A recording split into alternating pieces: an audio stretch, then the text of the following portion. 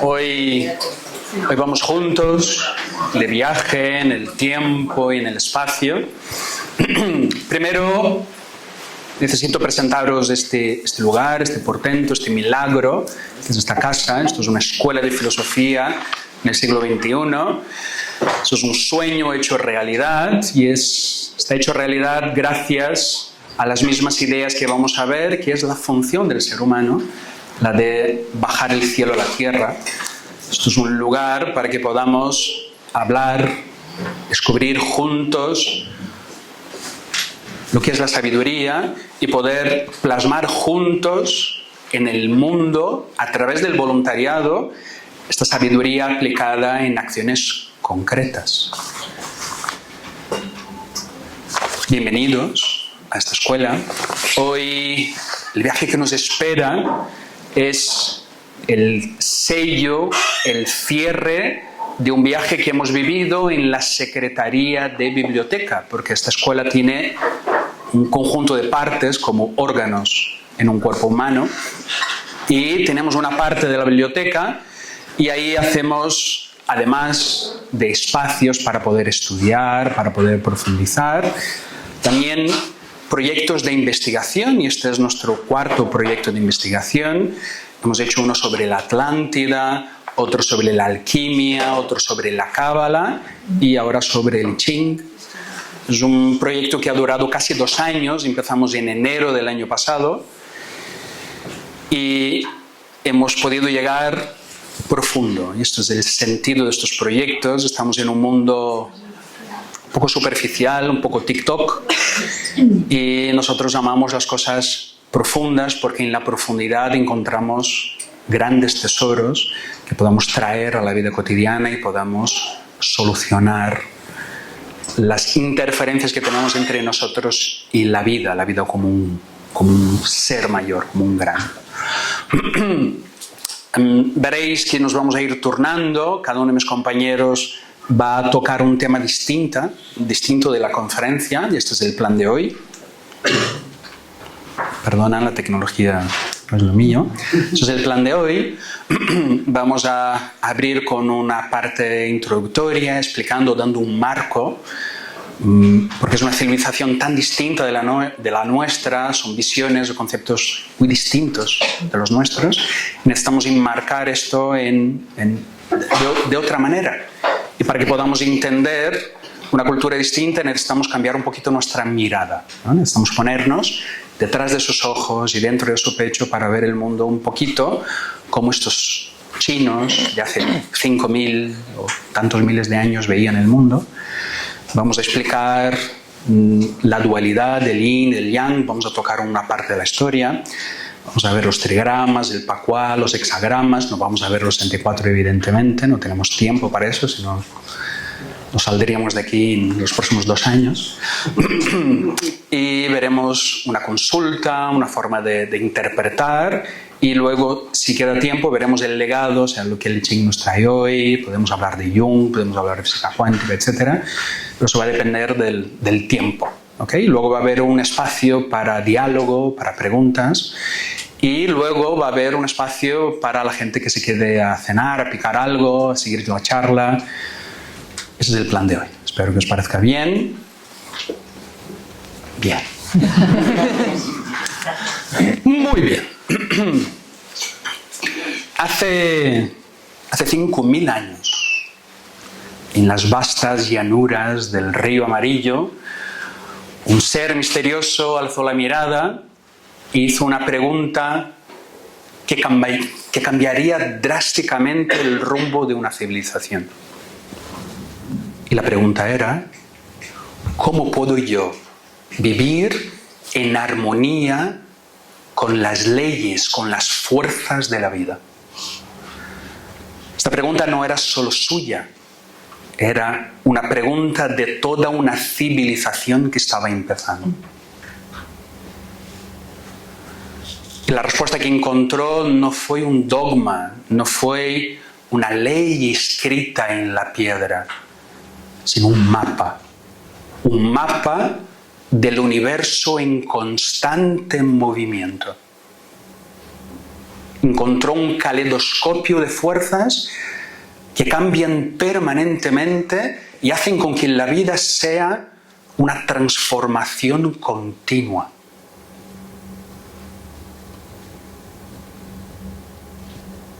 Los chinos entendían algo que nosotros empezamos a entender ahora. Que toda la creación, que todo el universo está interconectado. Y ellos lo expresaron de una manera preciosa. Para ellos existen 3 mundos. El cielo. El cielo no es solo el cielo. El cielo es el Padre Celestial, es el ordenador de la vida. Es el que da los modelos de cómo todo debe ser. Y está la tierra, la nutridora, la transformadora, la que alimenta, la que acoge, la que sostiene. Y estamos nosotros, los seres humanos, justo en el medio entre el cielo y la tierra. Y para ellos, esta es nuestra función. La función del ser humano para los chinos antiguos es ser el puente entre ambos mundos. Para ellos, el ser humano no es una fuerza perdida entre fuerzas gigantescas, sino tiene una función fundamental, que es la de entender el cielo y plasmar el cielo en la tierra. Y para ellos, nosotros somos los únicos que podemos hacer esto en el mundo. ¿Por qué? Porque tenemos algo que ninguna otra fuerza en el mundo tiene, que es conciencia, es libertad. Tenemos el mundo de arriba, con sus modelos, con las visiones, con las intuiciones, con la sabiduría, y tenemos el mundo de abajo de la acción. Y entre ellos está nuestro corazón, está nuestra mente, que es el laboratorio entre ambos mundos.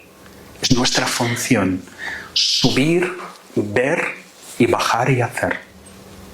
Nuestro problema es el mundo intermedio. Nos quedamos perdidos en el medio del camino.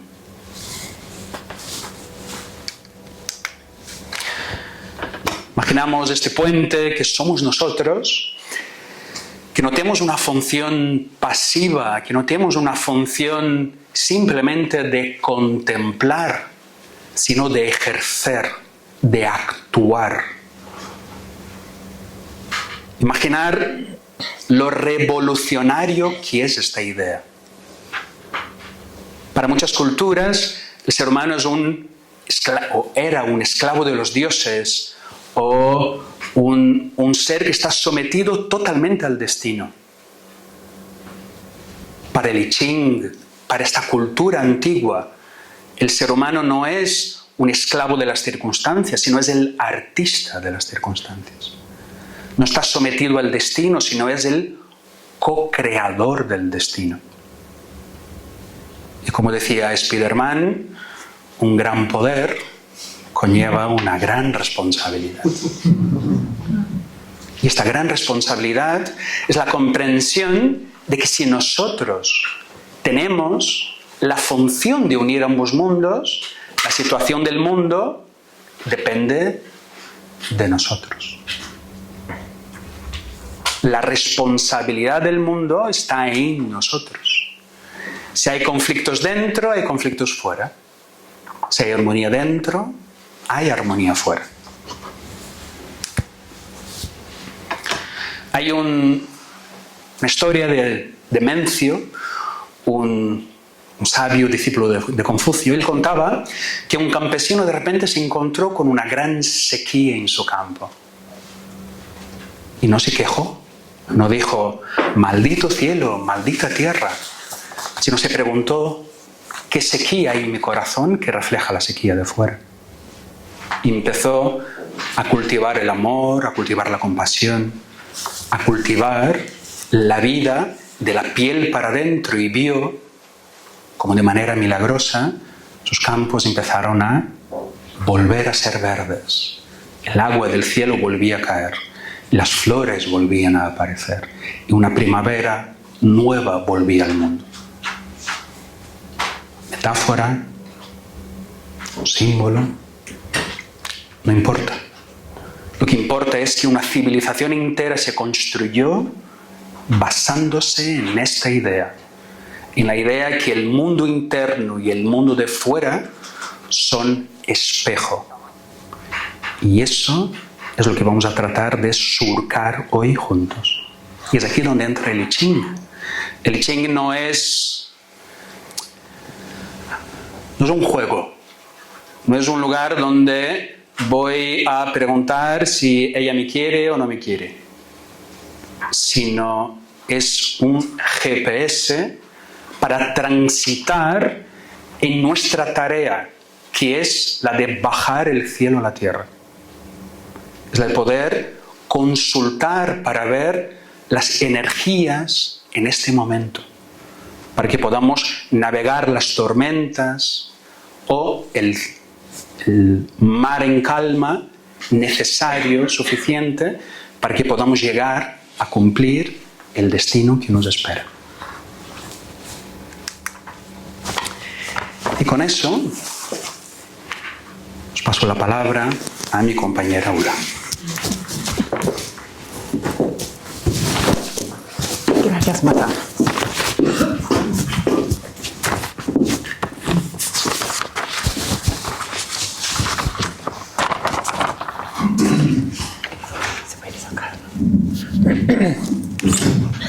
Gracias, Matan. Como he dicho, Matan, esta figura desde hace 5.000 años que se preguntaba de cosas muy místicos, era el emperador Fuji, una figura mística de la mitología china, que vivía, según la leyenda, en alrededor del río Amarillo. Fuji tiene todavía una importancia muy profunda en la civilización china. Se atribuye a él muchas enseñanzas y conocimientos del desarrollo de la civilización. Por ejemplo, el uso del fuego, el conocimiento de las redes de la pesca, ¿qué más? Los rituales de matrimonio, que marcó un patrón que marcó el comienzo de la organización social en China. Pero esta noche no nos interesa esto. Lo que nos interesa es lo que ocurrió un día al lado del río Amarillo, donde estaba Fuji, contemplando, aprovechando, disfrutando de la tranquilidad, el fluir del agua, la naturaleza, cuando de repente algo en la superficie llamó su atención. Emergió una tortuga y se acercó al hombre. Fascinado, Fuji miraba el animal. En el caparazón vio puntos raros que nunca había visto antes. ¿Qué era esto? Como ha dicho Matan, el mapa, el diagrama, el mapa del río Amarillo.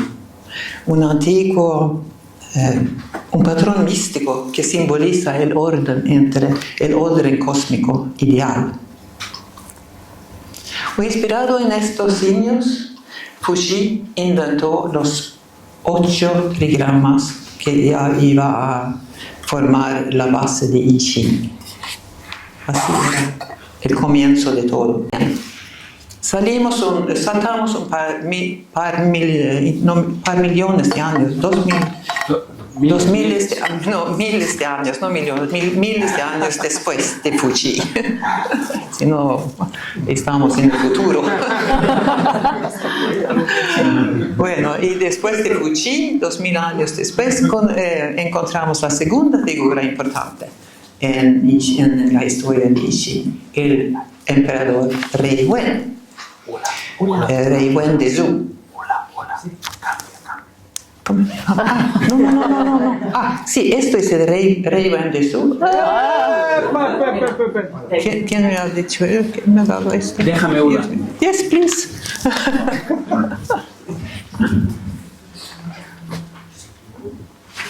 Mis compañeros del proyecto saben que la técnica no es mi fuerza. Pobrecitos, sí. No, eso no, el primero.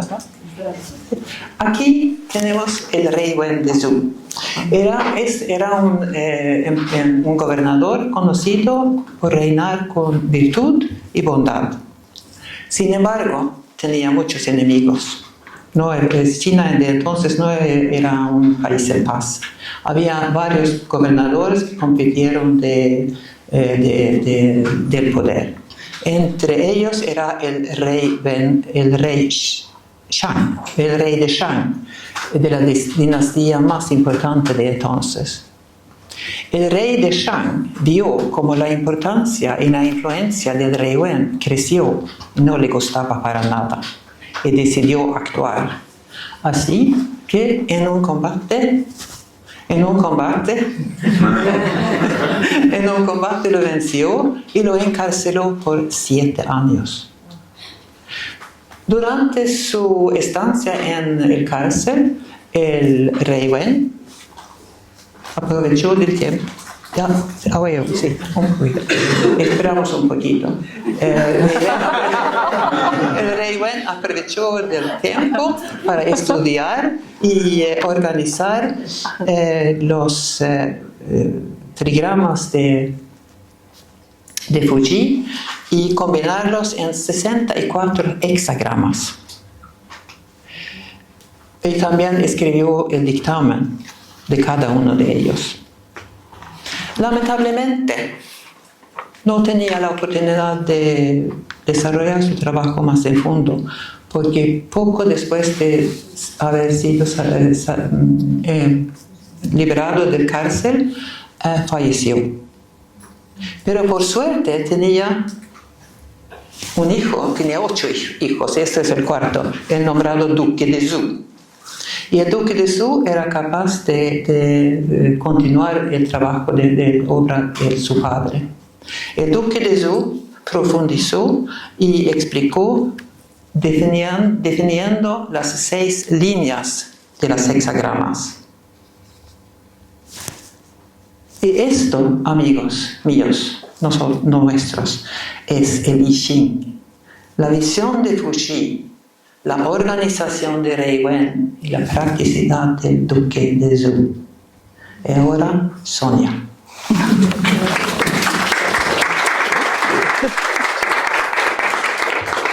¿De la mano? ¿De la mano?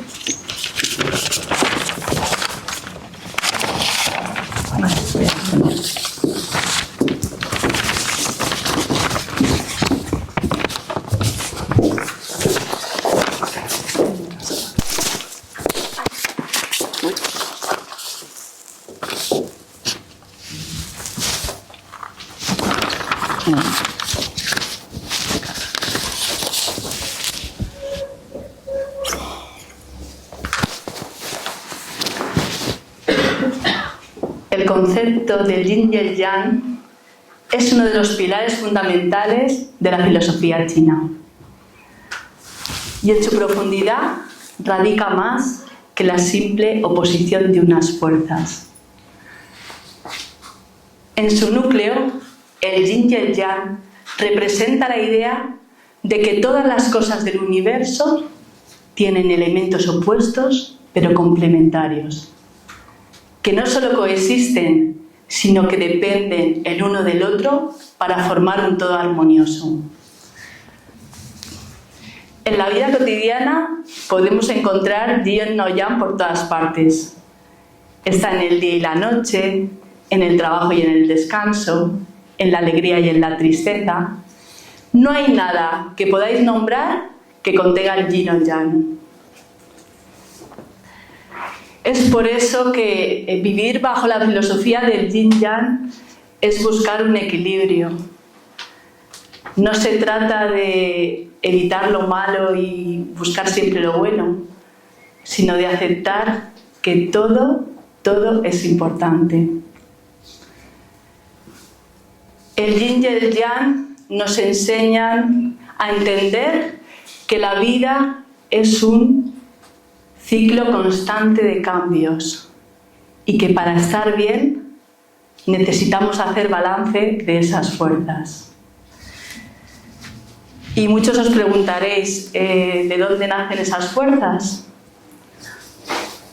Para eso me tengo que ir a los orígenes, al principio, al Tao, al vacío, al principio y el punto de partida de la existencia. Este se concibe como en un enorme espacio vacío llamado Buddhi, que contiene el todo y todas las posibilidades en potencia. A partir del principio del Taiji, que se traduce como gran dualidad, gran dirección, surgen el yin y el yang. La siguiente. El yin y el yang son los principios básicos del I Ching. Mientras que el yin es la energía femenina, pero no una energía relacionada con el género. Es una energía receptiva, pasiva, oscura. Es la tierra, es la quietud, es la contracción. Sin embargo, el yang es una energía masculina. Es una energía activa, luminosa. Es el cielo, es la expansión, es el movimiento, es el calor. La relación entre el yin y el yang es una relación que no es estática, sino dinámica y fluida.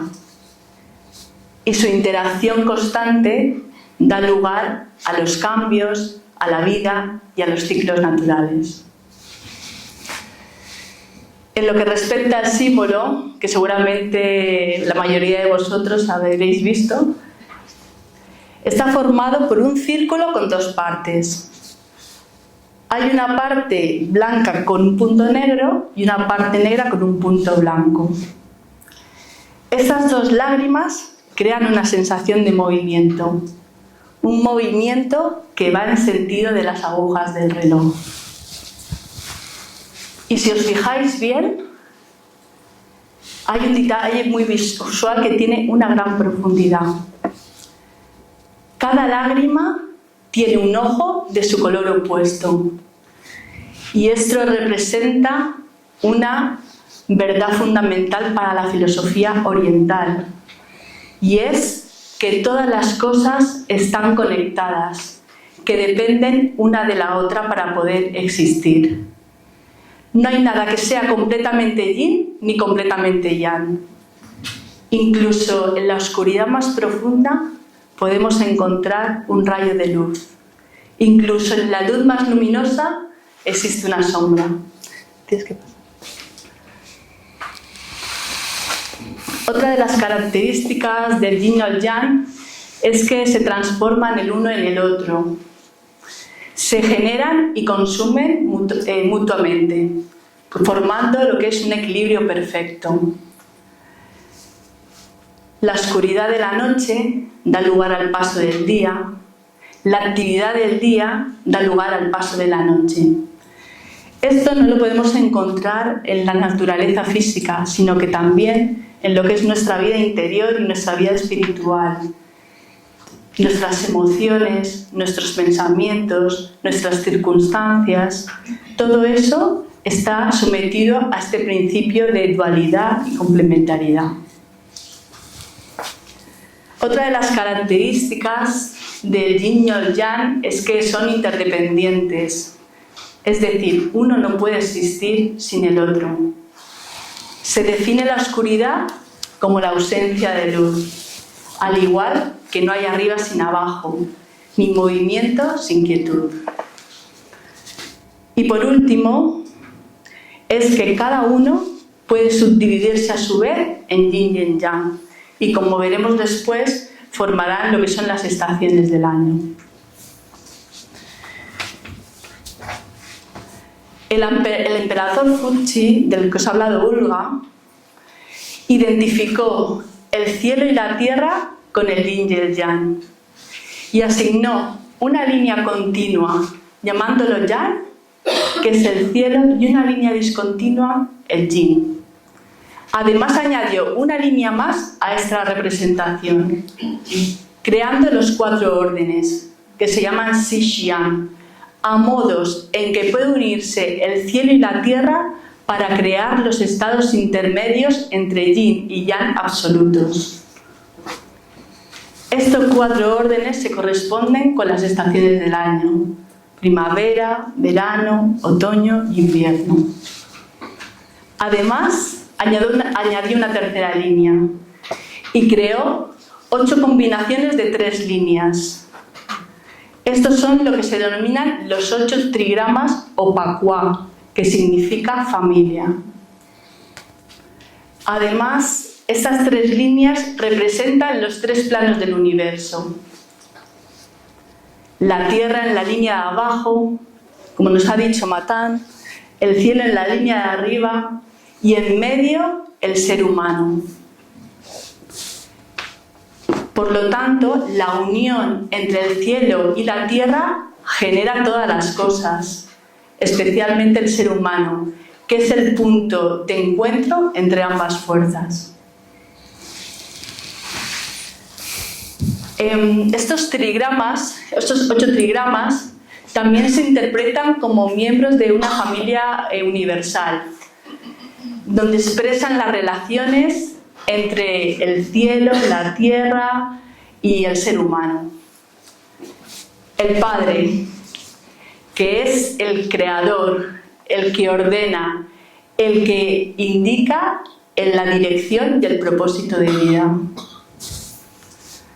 La Madre es la que recibe el impacto del cielo, es la que es fecundada por él y la transforma en vida, en flores, en frutos, en naturaleza.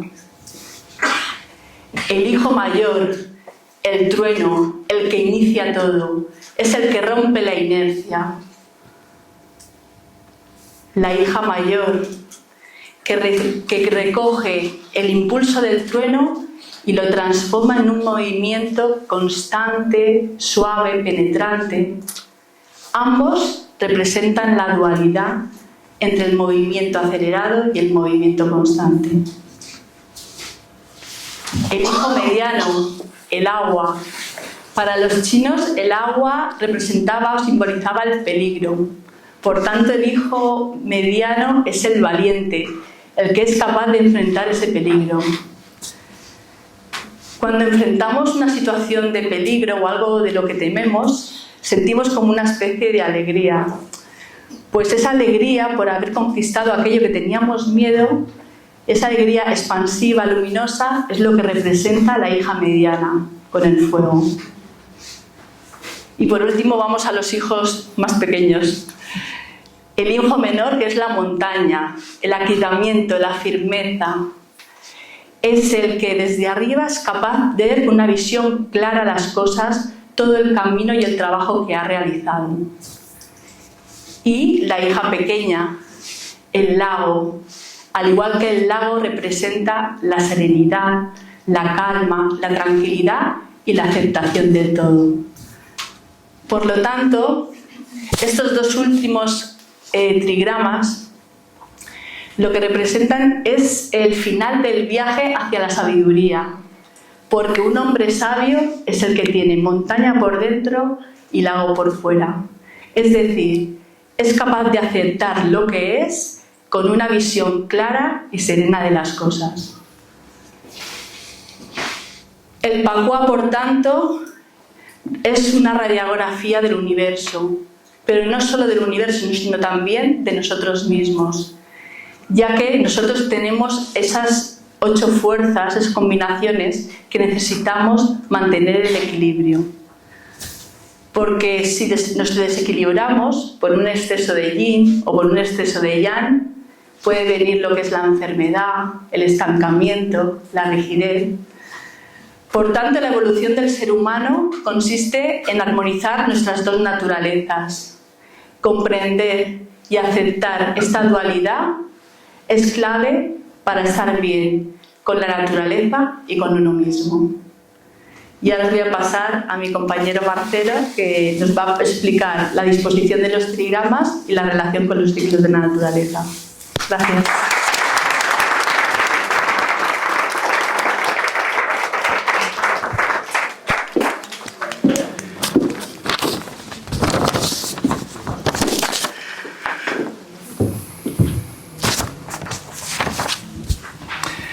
¿Qué tal? Buenas tardes. Yo os voy a hablar del cielo anterior y del cielo posterior. Fuzi colocó los 8 diagramas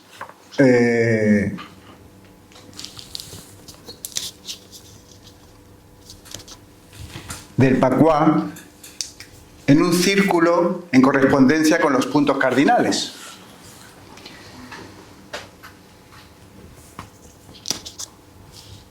Y a esta disposición la llamó cielo anterior. Sitúan en un mismo eje, se llaman complementarios. Y estos trigramas complementarios representan dos fuerzas de la naturaleza que en cierto modo se contrarrestan en busca de esa armonía.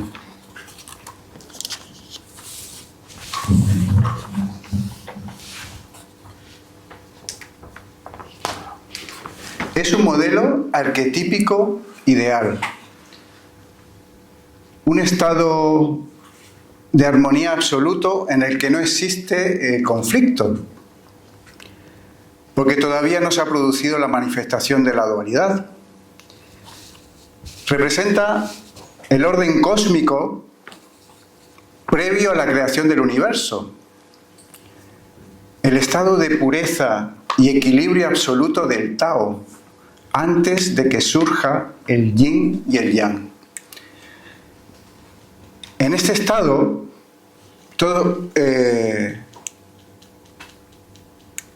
las fuerzas del yin y el yang todavía no se han diferenciado completamente.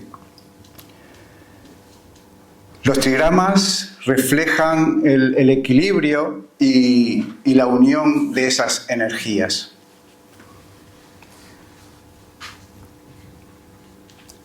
El cielo y la tierra, determinan el eje vertical.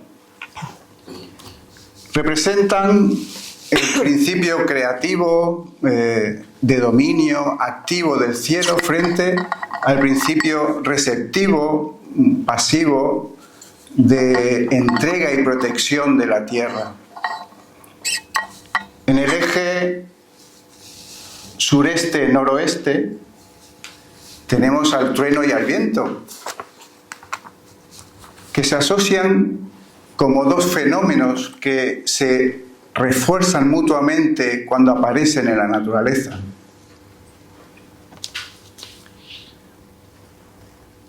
Representan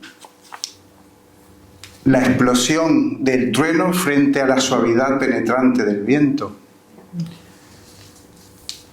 En el eje horizontal tenemos al fuego y al agua. Representan lo luminoso frente a lo misterioso. La brillantez del cielo frente a el peligro del agua. Y también la inteligencia frente a la emotividad. Y en el último eje tenemos a la montaña y al lago, que representan el reflejo de la luz del sol en las aguas tranquilas del lago frente a la estabilidad de la montaña.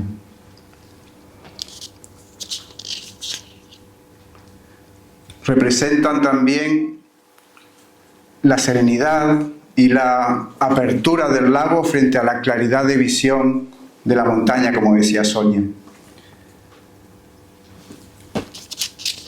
El emperador Wen observó que estos 8 trigramas no reflejaban bien la correspondencia con los ciclos de la naturaleza. Entonces dispuso los trigramas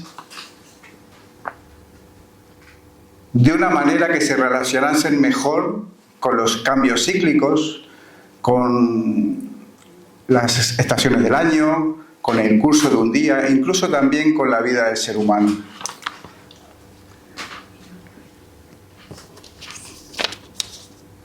Y a esta disposición lo llamó el cielo posterior.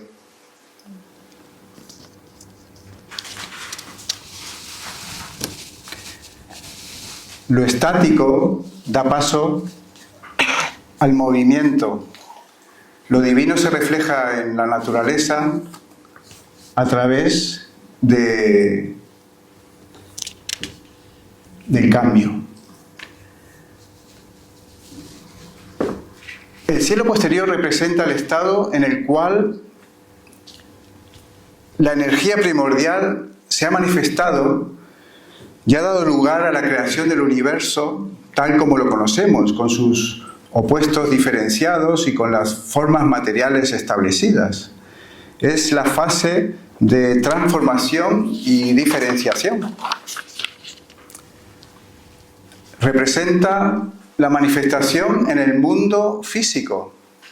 Aquí el yin y el yang interactúan y se transforman, dando lugar al movimiento, a la ciclicidad y al fundamento de la vida.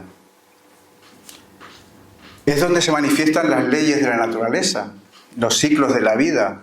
Todo está en movimiento, crecimiento y decadencia. Todo es transformación, a diferencia del cielo anterior, que estaba todo en equilibrio. Todo comienza con el trueno. Es el principio iniciador, el que rompe la inercia y fecunda la tierra. Está en el este, en el lugar de la salida del sol, en correspondencia con la primavera. Es rápido, fuerte y tiene la fuerza y el poder de iniciar el movimiento y el crecimiento. En la vida humana correspondería al nacimiento de una persona. Luego necesitaríamos de la suavidad del viento para acercarnos al verano.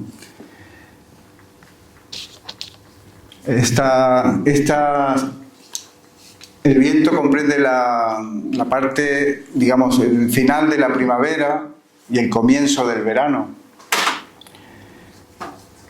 Es la etapa de la educación del ser humano. Poder cultivar su crecimiento con una fuerza constante y permanente. Li, el fuego, representa el verano. Se corresponde con el momento donde maduran los frutos. Este trigrama simboliza la claridad, la brillantez. Cuando somos jóvenes y tenemos mucha energía, en el día es el mediodía y es la época de más luz en el hemisferio norte.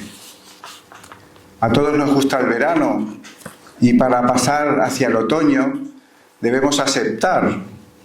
Por eso la tierra, aceptar sin resistirnos al cambio. Es la pausa del final del verano, cuando el calor ya es más suave y empiezan a notarse los primeros signos del otoño. Ya se ha recogido la cosecha, los graneros están llenos. Este trigrama simboliza la fecundidad, la madurez, la equidad. Y según nos hayamos trabajado en la vida, en el otoño de esta tendremos una buena cosecha.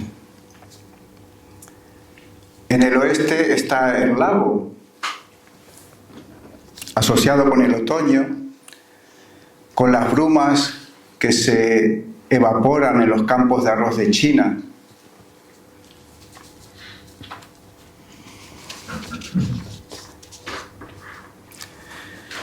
Simboliza la felicidad, la serenidad, lo apacible.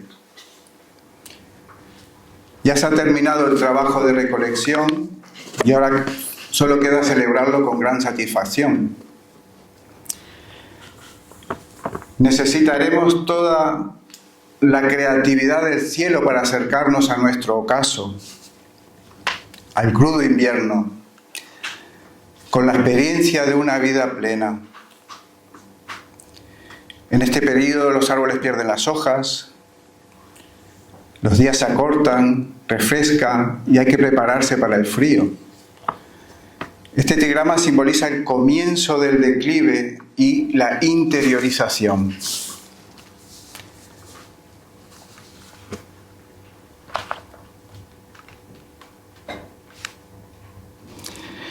En el norte tenemos la posición del agua, simbolizado por el invierno, momento de reposo de la naturaleza,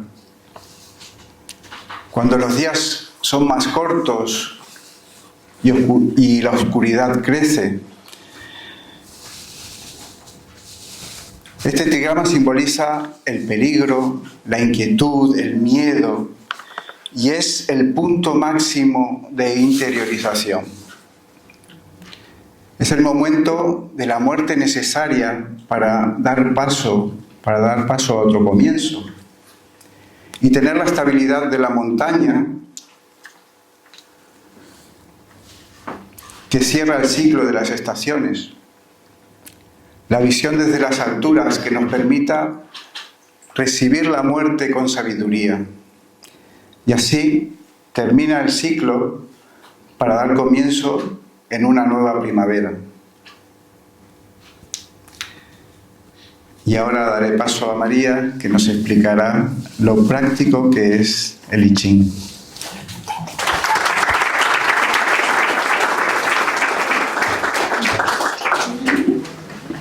Aquí ya está, perfecto. Eso.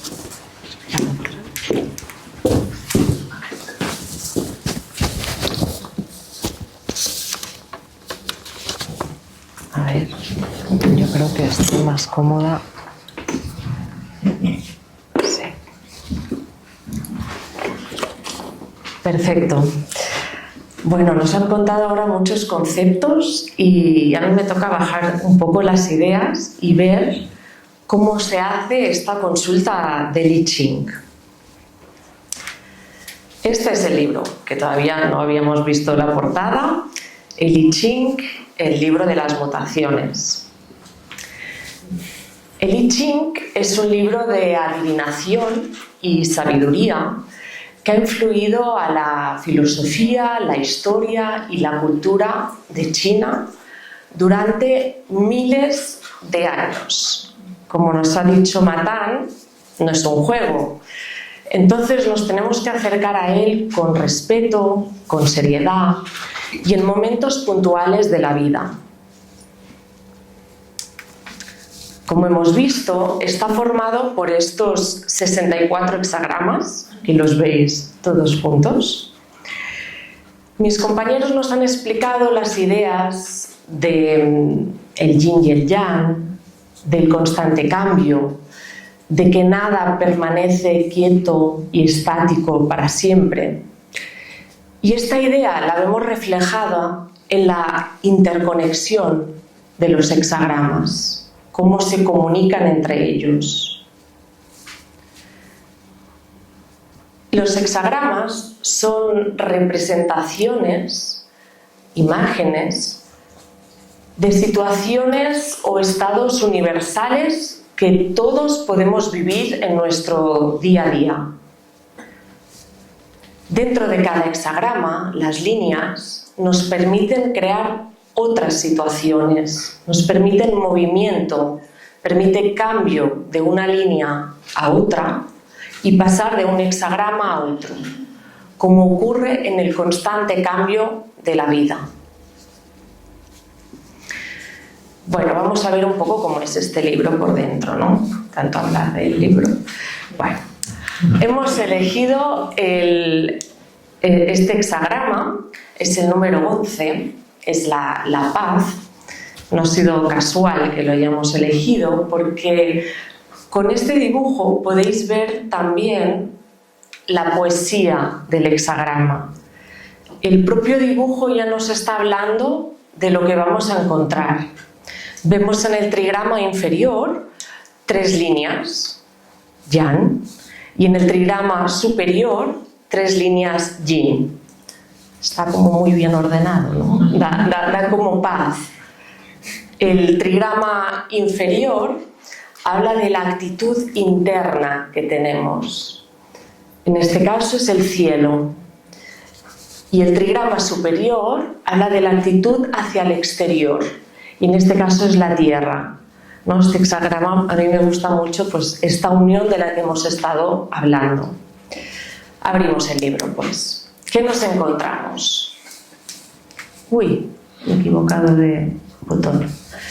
Aquí arriba el número con el título, luego la explicación del hexagrama que encontramos en el trigrama inferior y en el trigrama superior, una introducción y luego 3 apartados: el dictamen, la imagen y las diferentes líneas. El dictamen que nos aportó el Rey Wen, como nos ha dicho Ula, es el mensaje general de una situación, es el consejo. Y nos puede sugerir también una actitud o un enfoque en concreto a llevar a cabo con esta situación. El dictamen tiene vocabulario como ventura, desventura, arrepentimiento, humillación. Y es muy curioso porque cuando la orientación de la acción está alineada con las leyes universales, es cuando conquistamos aquello que nos proponemos. Ventura. De lo contrario sería desventura.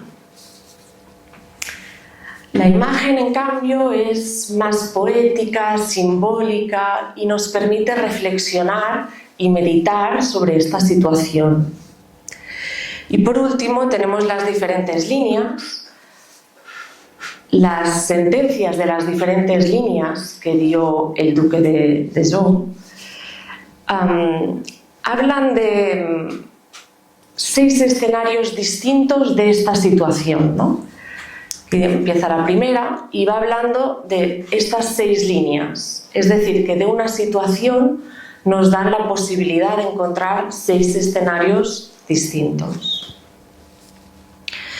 Es importante a la pregunta, pues meditar y tener claro antes qué es lo que queremos preguntar y la intención. Os voy a poner un ejemplo. En vez de preguntar, ¿ganaré la lotería? Bueno, no está muy reflexionado, ¿no? Entonces, para que sea más útil y más alineado, podríamos decir, ¿cuál debería ser la actitud más sabia que me aportaría mejora económica? ¿No? Esto ya nos da algún escenario, algo que podamos utilizar.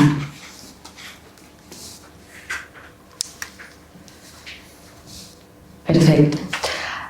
Ahora sí que sí. La consulta del I Ching. Para la consulta del oráculo se usaban varillas, se usaba una varilla o ramas de milenrama, pero hay otro método que es el método de las monedas, que es el más usado y el que hoy os vamos a contar. Para ello necesitamos unas monedas, unas antiguas monedas chinas de bronce, que vemos que tiene un agujero cuadrado en el medio.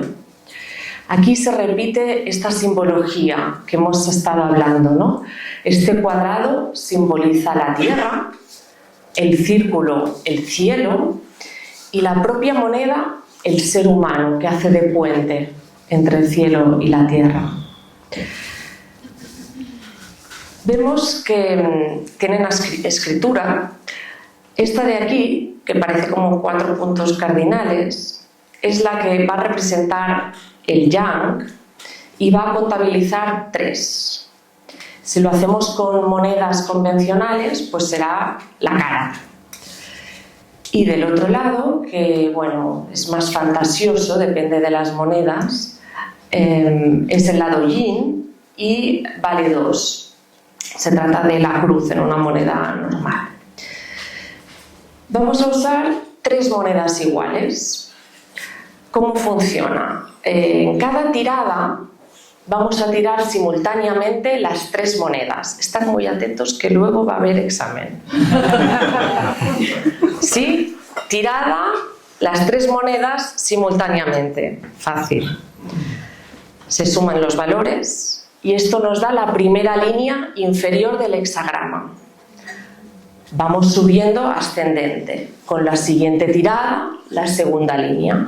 Y así sucesivamente. Lo vamos a hacer 6 veces. 6 líneas. Vale. ¿Cómo sumamos los resultados? Yo aquí ya me chivo un poco para que luego no haya problemas de sumas. 4 posibilidades. No hay trampa ni cartón. Aquí vemos 3 líneas yin, que como hemos dicho vale 2, entonces da 6. Al final los 4 resultados son, para hacerlo fácil, 6, 7, 8 o 9. Los números pares simbolizarán una línea yin, que hemos dicho 2 trazos. Los números impares simbolizarán una línea yang, un solo trazo. Vale. Ahora os preguntaréis, me has hablado de las líneas móviles. Correcto. ¿Cómo se marca la línea móvil? Cuando hacemos una tirada y las 3 monedas son iguales, ya sean 3 yin o 3 yang, es decir, 2 más 2 más 2, 6, o 3 más 3 más 3, 9, en este caso, marcaremos esa línea como línea móvil, que es la que nos llevará hacia otra situación. Vale, ahora vamos a ver si hemos estado atentos, ¿vale? Entonces, Matan tiene una caja y dentro 3 monedas, la va a pasar pues al chico que tiene detrás. Va a coger, a ver, las 3 monedas a la vez. Yo me voy así, uy, esto no lo había contemplado, espera. Ya está. Las mueves ahí y las tiras ahí. Las mueves, ya las puedes echar, perfecto. Y vamos a, dime la lectura que te ha salido. Es aquí hay Pues 2 y 3. Sí. ¿Cuánto suma? 2. Recuerda que los puntos cardinales, voy a poner la chuleta de antes, 7. ¿no? 7, María. Sí, pero podemos hacer el desglose, así vamos bien. Sí, o sea, ¿qué te ha salido? Vale.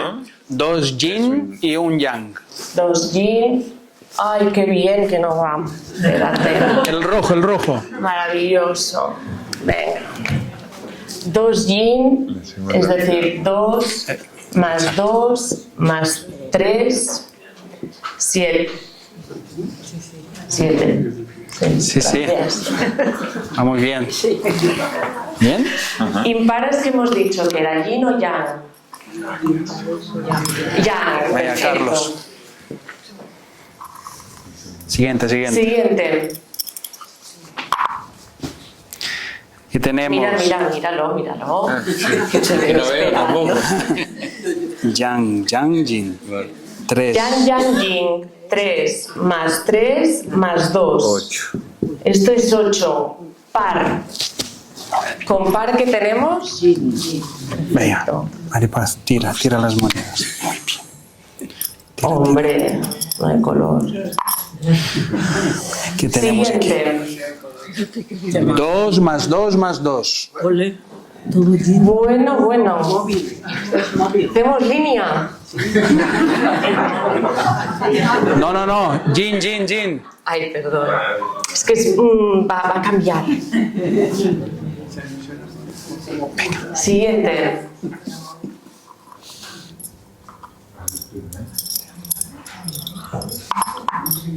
¿Qué tenemos aquí? Aquí tenemos un yang y dos yins. Un yang y dos yin.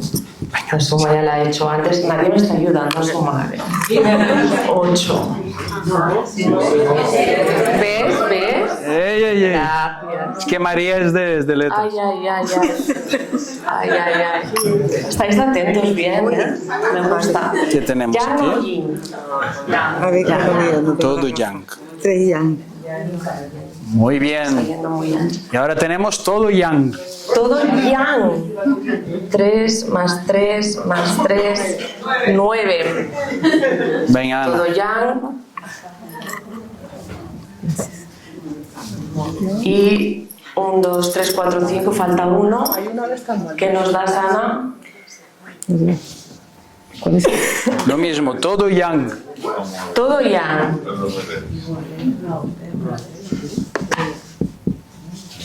Perfecto.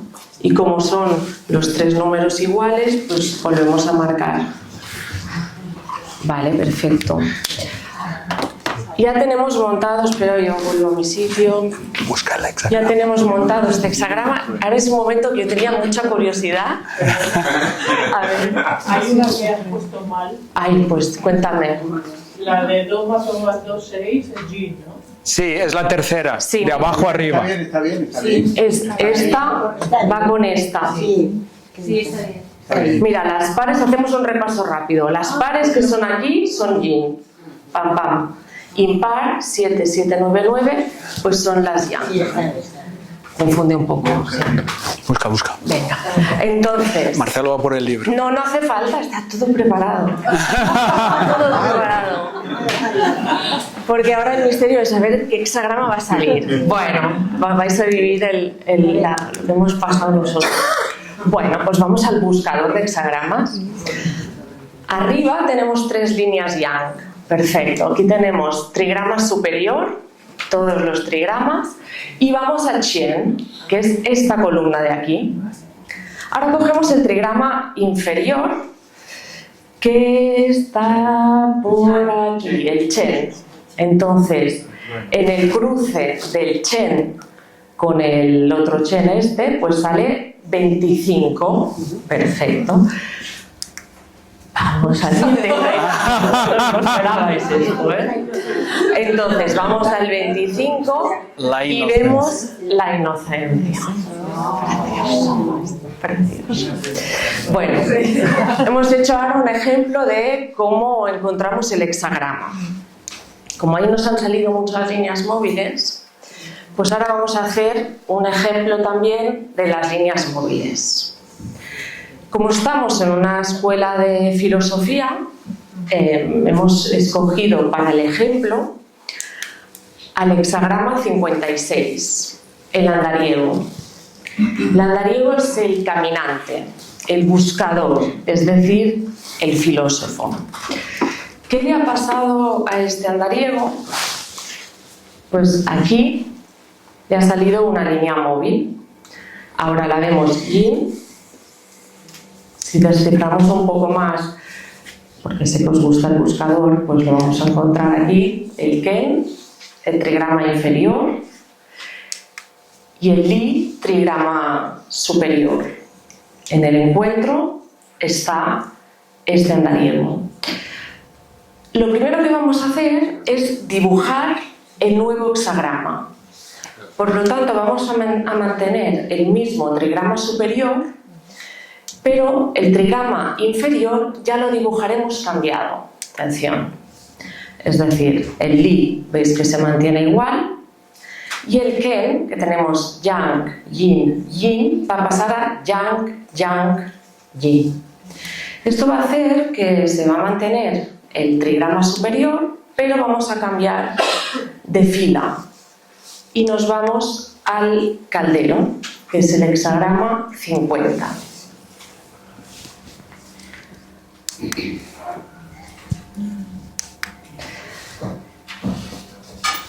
Este hexagrama nos gusta mucho porque también podemos ver la poesía que hemos visto antes en los dibujos de los hexagramas. A ver si me seguís. Aquí abajo tendríamos las patas del caldero, aquí el cuerpo y arriba las asas y para terminar la tapa del propio caldero. Es otro hexagrama que poetiza y nos habla de esta nutrición. Ahora Matán va a ahondar en este tema del caldero y nos va a explicar más cosas. Gracias.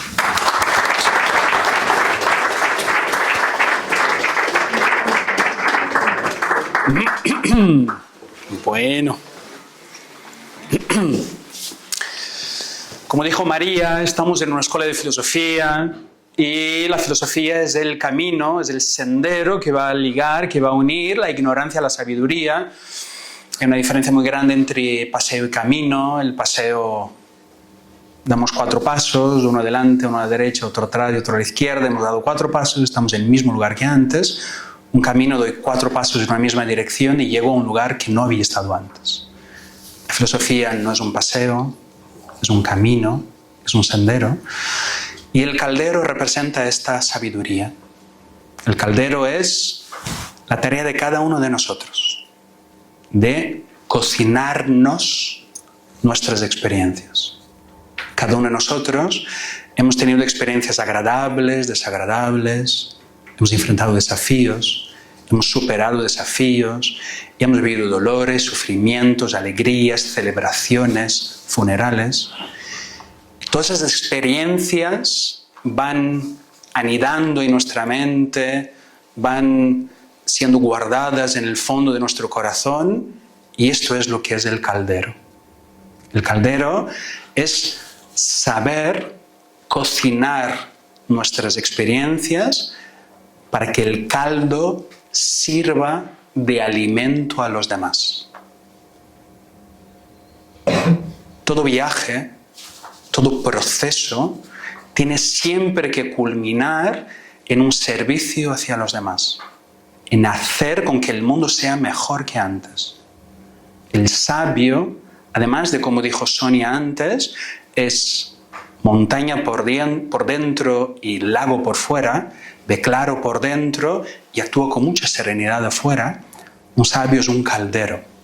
Es aquel que supo cocinar muy bien los dulces, los amargores de la vida, y supo hacer un caldo delicioso que huele y que alimenta, donde llaman a las personas y cada uno viene con una cuchara y él da a cada uno lo que cada uno necesita. Esto es el sabio y esto es lo que es en una clave la sabiduría. Y esto es el caldero. Y vamos culminando nuestro viaje. Hay algunas personas que empiezan a mirar el reloj. La pregunta que hizo Fuxi hace 5.000 años sigue siendo válida hoy. La pregunta de ¿qué puedo hacer para vivir en armonía con las fuerzas de la vida? ¿Cómo puedo yo ser puente, ser vínculo entre el cielo y la tierra? El contexto ha cambiado, nuestras ropas han cambiado, nuestra civilización ha cambiado y hemos construido una civilización peculiar que necesita mucha filosofía. Y lo que estamos construyendo está infelizmente muy lejos de lo que es el cielo. Por eso necesitamos espacios como estos, necesitamos filósofos con las manos abiertas y el corazón rebosante de alimento, porque el mundo tiene hambre, todos tenemos hambre. La invitación es que cuando salgamos de aquí nos hagamos cargo del mundo. Que no pongamos la culpa de cómo están las cosas en los políticos, en los líderes, sino que nos hagamos cargo del mundo que nos rodea y que aprendamos a sentirnos y a actuar de una manera responsable en el mundo, trayendo un poco de la visión clara al mundo práctico. Y esta es la invitación de esta escuela. Y con eso vamos a cerrar la conferencia de hoy. Muchas gracias por haber venido. Por favor, compañeros, subir aquí. Y una salva de palmas para ellos.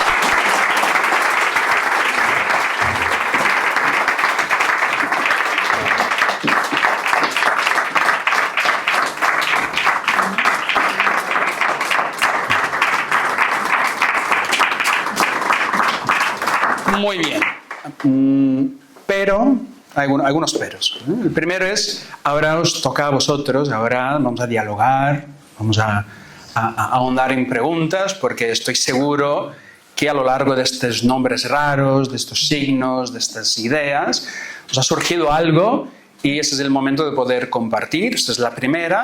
La segunda es un recordatorio. Hemos abierto un curso de filosofía hace muy poco, lo que significa que todavía hay tiempo si alguien quiere apuntarse al curso de filosofía, que es el eje, el centro de nuestra escuela.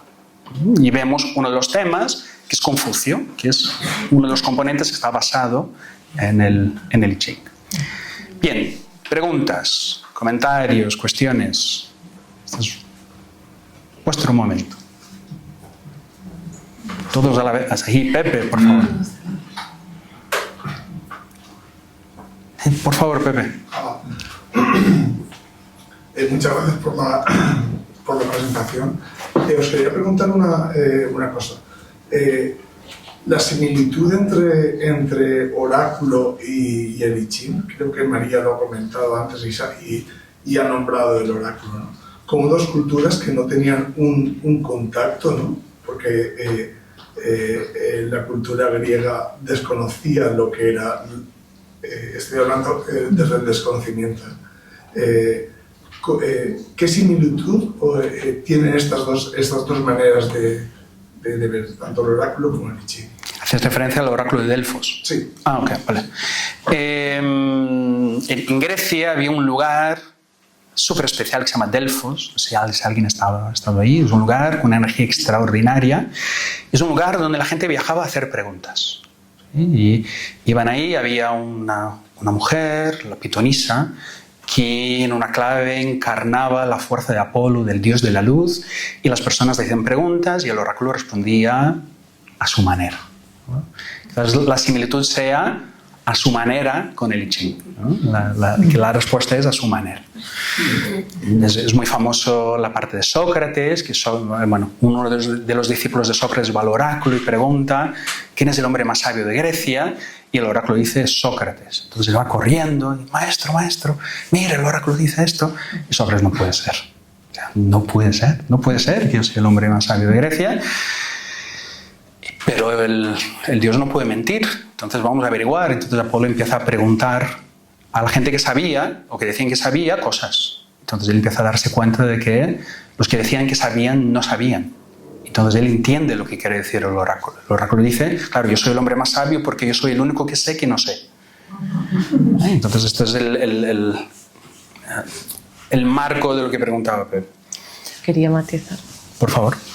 Sí, quería matizar que aquí usaba la palabra oráculo precisamente para esto, para que conectaseis con esta idea, ¿no? De ir a un sitio a preguntar, que al final el I Ching era esto. O sea, para emperadores usaban el I Ching para sus estrategias. Es decir, cuando decíamos que ha influenciado es que realmente era un libro que acudían a él emperadores, filósofos. Como tenemos muy clara la idea del oráculo de Delfos, he usado esto para... Pero es similar, ¿no? Es decir, unos iban al oráculo de Delfos y otros acudían al libro, que es preguntar.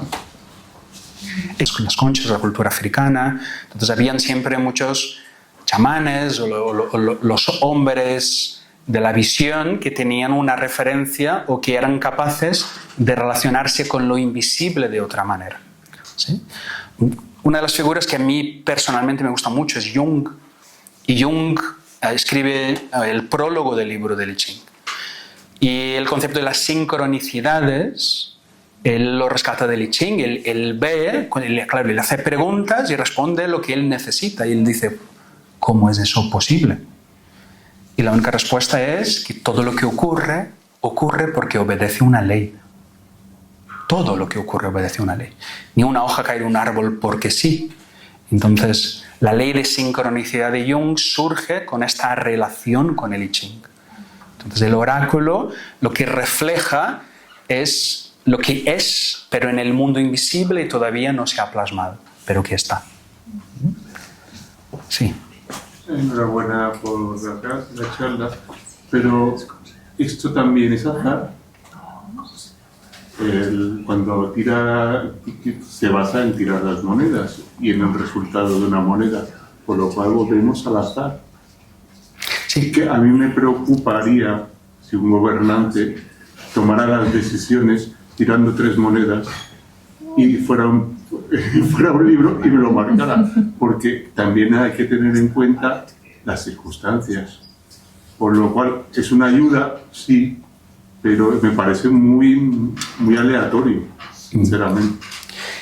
Entiendo. Y evidentemente ningún político, ningún gobernante de esta época tomaba una decisión tomando las monedas, pero sí le permitía ver cosas que no podía ver antes. Entonces lo que el libro va a aportar no es haz eso. Lo que el libro va a aportar es la situación se está desplegando de esta manera, lo que conviene ahora es no tomar decisiones importantes, o lo que conviene ahora es esperar, o lo que conviene ahora es entregarse totalmente. Entonces, no hace referencia a qué hacer, nos enseña puntos ciegos y nos permite ver las cosas desde otro ángulo para tomar decisiones mejor. Esto es el punto. El tema del azar es conversación para mucho tiempo. Yo personalmente no creo en el azar. Para mí todo lo que ocurre, ocurre por una razón, sea lo que sea. Si cayó de esta manera es porque hay un motivo, si cayó de otra es porque hay un motivo. Pero eso es una creencia, una forma de relacionarse con la vida muy íntima. ¿Alguien quiere decir algo? Yeah. Más preguntas. En relación al tema del azar, no, es que estaba pensando que es un ejercicio un poco de reflexión, básicamente es lo que presenta, ¿no?, esta herramienta, digamos. Y habéis indicado que es muy importante la cuestión que te planteas, y creo que tiene que ver con esto que estabais diciendo ahora. O sea, no es una decisión importante, sino la pregunta es clave. ¿Qué es lo que preguntas? Entonces, lo ha dicho María. Exacto. No es cómo puedo ganar la lotería, sino qué puedo hacer. Es como más rebuscado para empezar un ejercicio que te ayude a hacer una reflexión más completa. Y creo que todo es como muy poético, como indicabais, y estimulante seguramente para hacer esta construcción personal, ¿no? O sea, es una herramienta de introspección, podríamos decir. Exactamente. Y me parece súper interesante que es como, bueno, estabais hablando del oráculo y creo que lo interesante es que no vas a visitar a alguien que te lo diga, sino que entiendo que era como muy democrático este acceso a esta reflexión personal, ¿no? ¿O teníais que... se tenía que ir a alguien en particular para que lances las monedas? ¿Haces referencia a Delfos o haces referencia al I Ching? Al I Ching. No. Creo que por eso es interesante, es que es como al acceso de todo el mundo, muy democrático, ¿no? Totalmente, sí. Sí, justamente al final es eso, ¿no? Que no es el hecho de echar, sino todo el preparativo, ¿no? Que muy bien has resumido, de meditar, de pensar bien la pregunta. Y yo creo que también es permitirse este espacio, ¿no? Que a veces queremos unas soluciones inmediatas y sin pensar, y las cosas importantes se tienen que reflexionar, que masticar, ¿no? Y creo que es un ejercicio que te lleva a algo más. En todo caso, como decía Matan, es una orientación de si es favorable, no es favorable, si es una situación propicia para actuar, no actuar, ¿no? Y en base a lo que te diga, te va a dar un input de reflexión, en todo caso, ¿no? Que de ahí vas a poder a lo mejor tirar más del hilo de donde tú has iniciado. Al final es un feedback y un movimiento de situaciones, de una cosa que te lleva a la otra, ¿no? Bueno, más que una pregunta, en primer lugar, gracias por siempre todo lo que aportáis aquí, siempre un placer venir a visitar, que se aprende, se reflexiona y se madura ideas. Y bueno, más que una pregunta, quizá una reflexión en base a lo que se comentaba. Creo que ya sea el oráculo o el I Ching, sí que podrían activar mecanismos que tenemos o quizás servir de puente para la reflexión de lo que a veces llamamos también intuición, ¿no? Esa mezcla de las experiencias pasadas vividas con todos esos mecanismos de qué está sucediendo alrededor y dentro de mí, ¿no? Y eso sí que tiene mucho de ciencia, no tanto de azar.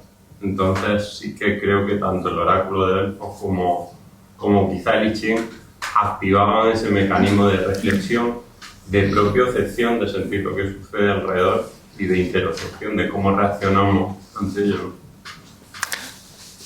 Sí, el Ching trabaja con símbolos y nuestra relación con los símbolos, conectando también con Jung, es muy profunda. Nosotros soñamos antes de hablar y los símbolos son las estructuras esenciales que están detrás de nuestro lenguaje, detrás de nuestro pensamiento.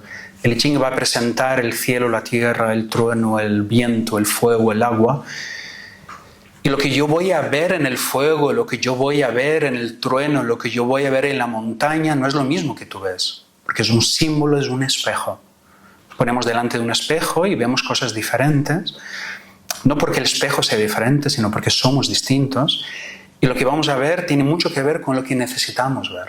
Es con el rango, con la amplitud de nuestra percepción de las cosas. Y la intuición tiene mucho que ver con este cielo que hablábamos antes. La capacidad de poder elevarnos a la parte más elevada que tenemos nosotros, ¿no? Y ese es el nombre de la escuela, Acrópolis. Acro hace referencia a lo más elevado, que podamos subir como eran las acrópolis en Atenas, por ejemplo, ¿no? Donde estaban los templos, donde estaba el ágora, era la parte donde estaba lo más sagrado de la ciudad.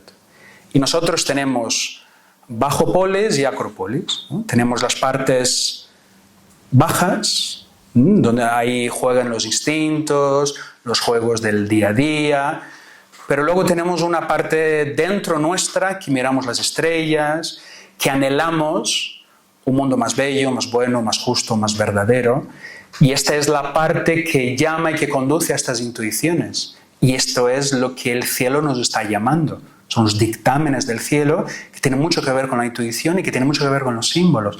Y en el momento donde yo veo claro, ahora mi misión es bajarlo, es hacerlo acción, hacerlo carne, ¿no? Como decía el Maestro Jesús. Es poder parir la visión, dar vida. Y eso es lo que estamos tratando de hacer aquí cada tarde. ¿Una pregunta? ¿Sí? Sí, yo tenía una pregunta quizá un poco más en relación a, un poco más práctica en relación a la interpretación del I Ching, porque me he intentado acercar al I Ching, pero tengo algunas dudas y no sé si a lo mejor Dale. un poco de luz. Entiendo que el dictamen, porque normalmente cuando he hecho alguna pregunta, que ha sido en ocasiones muy puntuales, era una pregunta de cómo puede desarrollarse esta situación, ¿no? Entonces, de alguna forma yo entiendo que el dictamen normalmente lo que te da es una visión general, ¿no?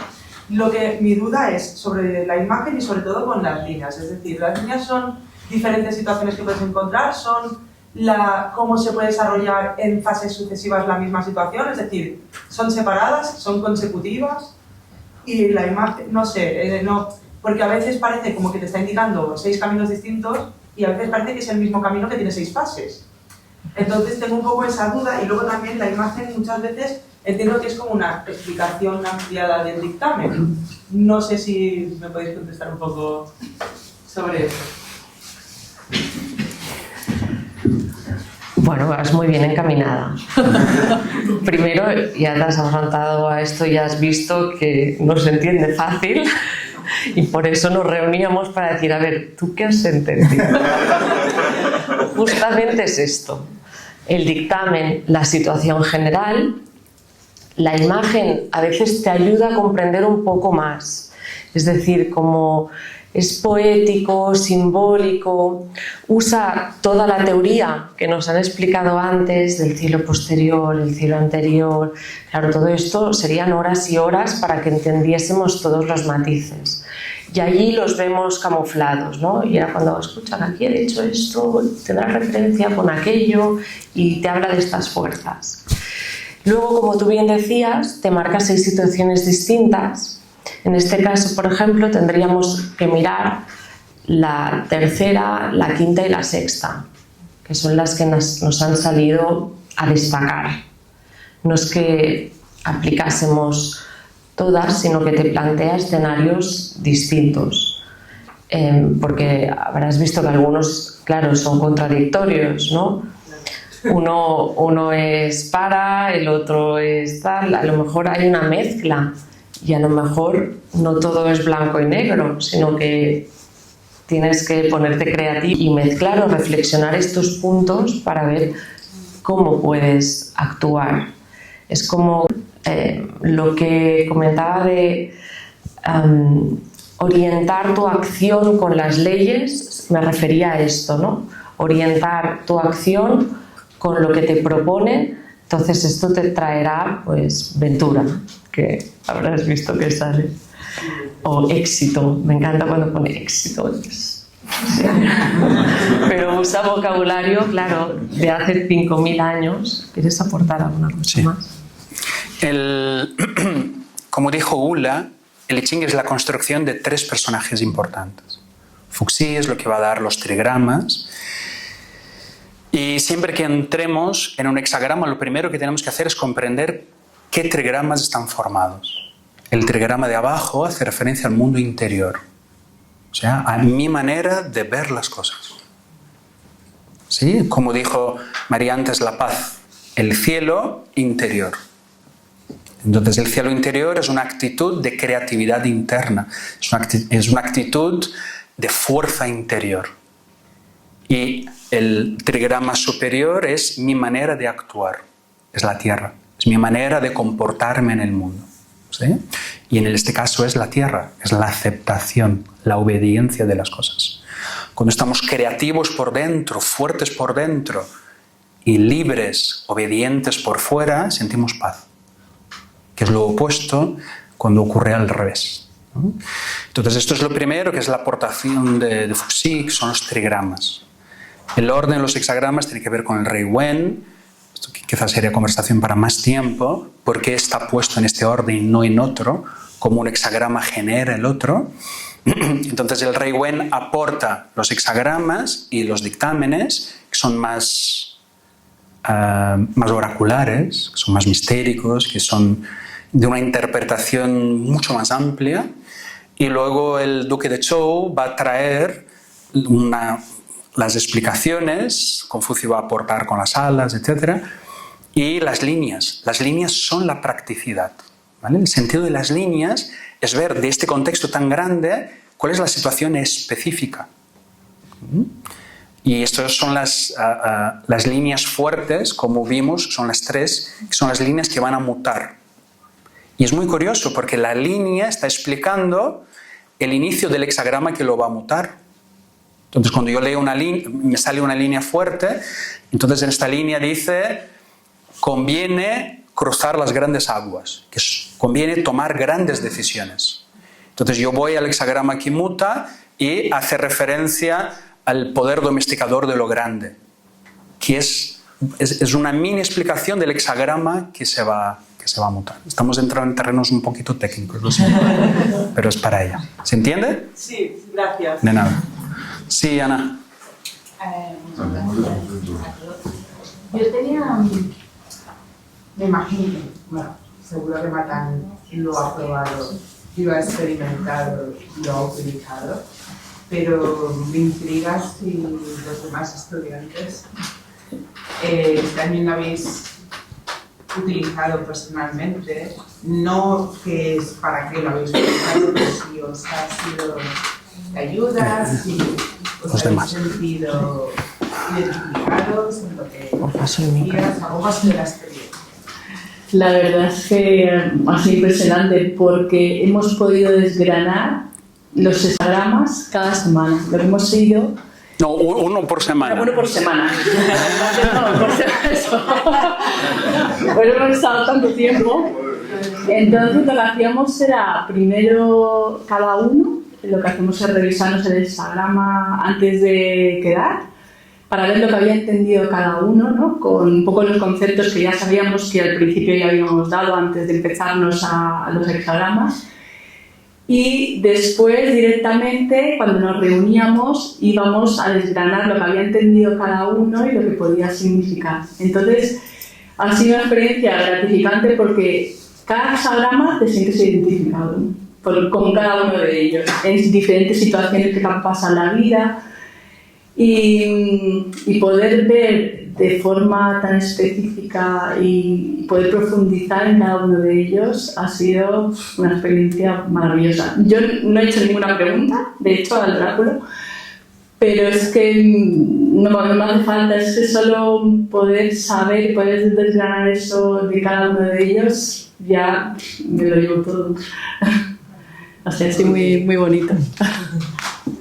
Yo me he dado cuenta que semana a semana había situaciones en mi vida que se referían o había alguna referencia a ese hexagrama que estábamos viendo, ¿no?